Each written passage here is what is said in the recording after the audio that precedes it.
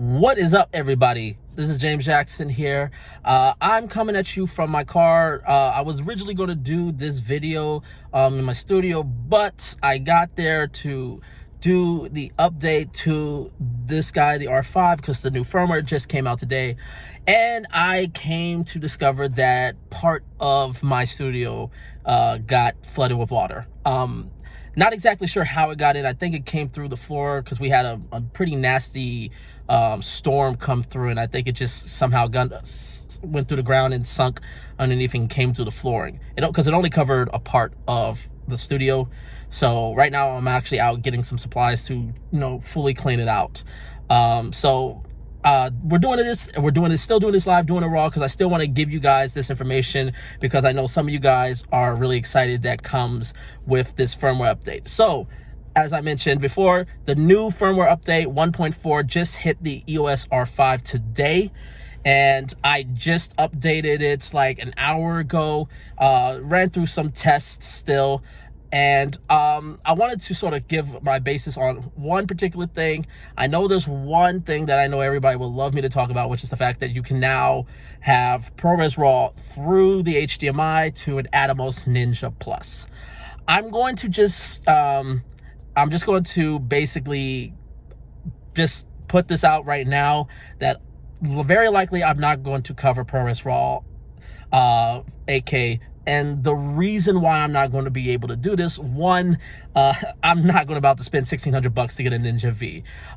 Even if I was, but more importantly, right now ProRes Raw is kind of useless in my workflow, and that's just because I'm exclusively in DaVinci Resolve. And unfortunately, until Blackmagic and Atomos kind of fix their settle their little competitive competitive beef with each other on their codecs. Unfortunately, ProRes Raw is not available in DaVinci Resolve, and I'm not a fan of Final Cut. And after dealing with the experience with Premiere Pro and this whole subscription model, I refuse to go back to Premiere. So I'm just going to let you know right now, the odds are I'm not going to do 8K ProRes Raw.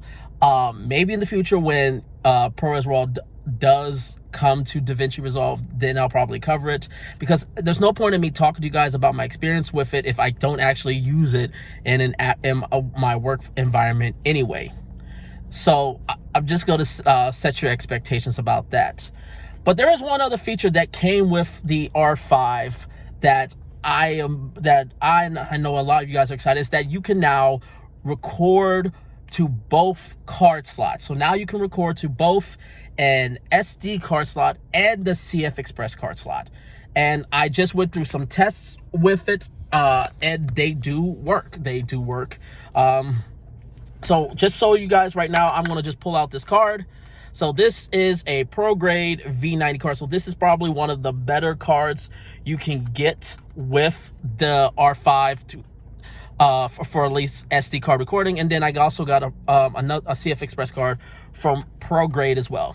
So this is V90. So this is going to give you the best potential outcome with the R5 in terms of dual recording. Now, some of y'all are probably going to be wondering what options are available for you to record, because not all of them are available. Obviously, RAW is not going to be available. The media card is not, the SD cards are not fast enough to do that.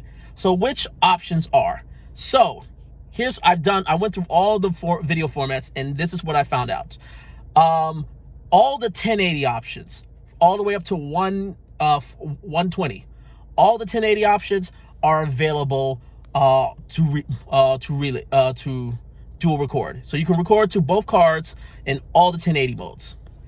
In terms of 8K, you can't do the 8K all-I, but you can record 8K IPB. So you can record up to 8K IPB. In 4K HQ, you can record all of them. So all-I, IPB, IPB Lite, you can record 4K HQ. 4K 60, whether you use the full frame or the crop mode, you can only record up to IPB. So 4K 60 IPB or 4K 60 IPB Lite, you can record to both card slots. And then 4K 120, it's just not an option at all, because you only can do it in all-I. So basically 8K RAW, 8K all-I, and 4K 120.